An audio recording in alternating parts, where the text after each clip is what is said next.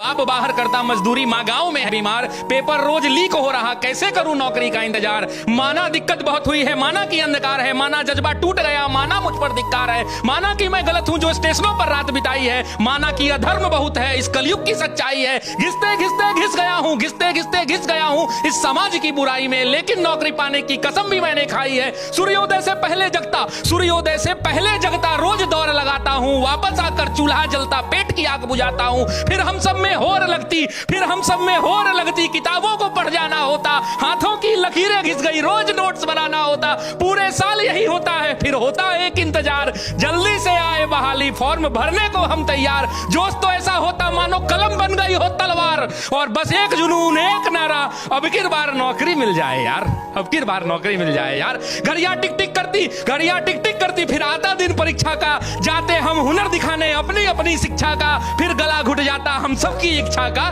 जब paper leak हो जाता इतनी कठिन परीक्षा का।